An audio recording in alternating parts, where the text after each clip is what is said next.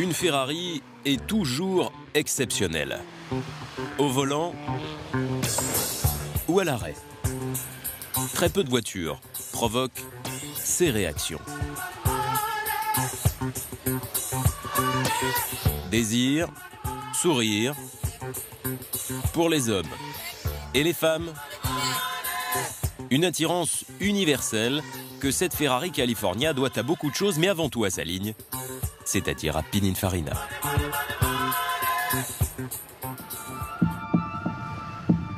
Nous sommes dans le nord de l'Italie, près de Turin. Ce long mur n'est pas celui d'une prison, il préserve une firme légendaire des regards indiscrets. Il faut montrer patte blanche pour entrer. La Ferrari nous a un peu aidés. Vous allez découvrir l'intérieur de la maison de design la plus célèbre au monde. Une dynastie débutée il y a 70 ans sous le nom de Farina et toujours dirigée par le petit-fils du créateur.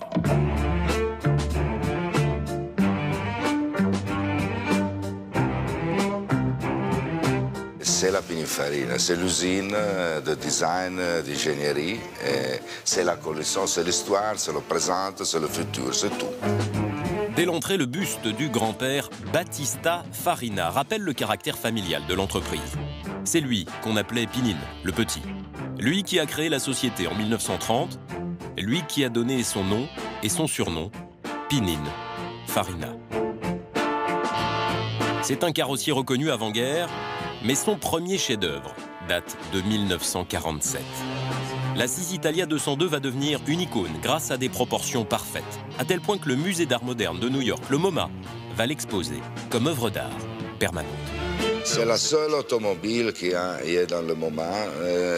Il représente le limite de la création, quand une création industrielle est considérée une pièce d'art. L'art et l'industrie sont désormais liés ici pour toujours. Difficile de trahir ses préceptes quand on ressemble autant à son aïeul.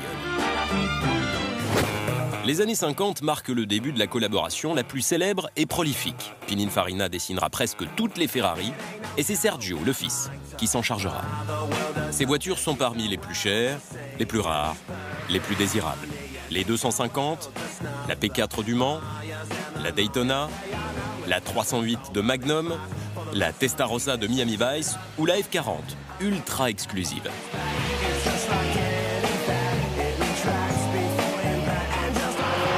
Secondes 7 dixièmes pour atteindre 100 à l'heure, à peine plus de 12 secondes pour monter à 200, 321 km/h en pointe, pas de doute, la F40 est bien la voiture la plus brillante et la plus rapide du monde. Tout ont marqué leur époque, le style Pininfarina s'impose comme la référence. Simplicité de ligne, simplicité de forme, harmonie des proportions, c'est-à-dire du vide et du plein, et, si vous voulez, un respect de la fonction de l'objet. L'image de l'entreprise semble liée au luxe, à l'exclusivité, au sport. Mais n'oubliez pas que Pininfarina a également dessiné un grand nombre de Peugeot. La 403, la 404, le Coupé 504, la 405, la 306, le Coupé 406. Des best-sellers essentiels pour le constructeur français, et là encore, qui font référence. Une ligne Pininfarina, c'est toujours un plus parce que, je ne sais pas si c'est le nom, mais le résultat est toujours réussi.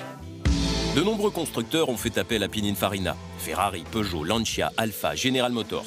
Il est donc impératif de respecter les secrets industriels de chacun. Pour cela, l'entreprise a construit ses bureaux comme un coffre-fort. Vous pénétrez au cœur du centre de design. Les cloisons mesurent près de 4 mètres de haut, les vitres sont opaques, les postes de travail sont éloignés les uns des autres. Confidentialité. J'ai envie d'en savoir un peu plus. Là, c'est quelle nationalité le constructeur pour lequel vous travaillez? Là, en ce moment, on a de l'Asie extrême, je dirais. L'Asie extrême. Et là? Là, c'est surtout de l'Italie très rouge.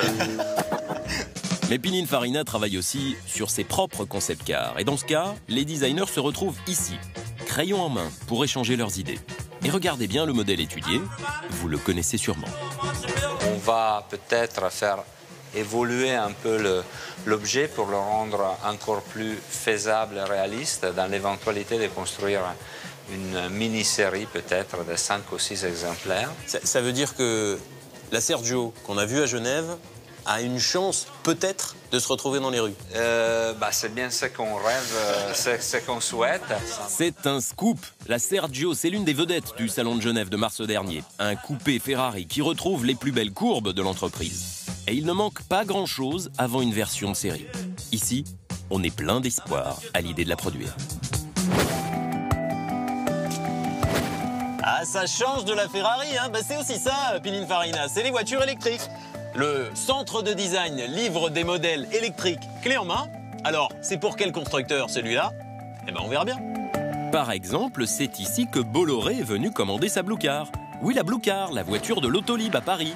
Elle a été dessinée et conçue chez Pininfarina.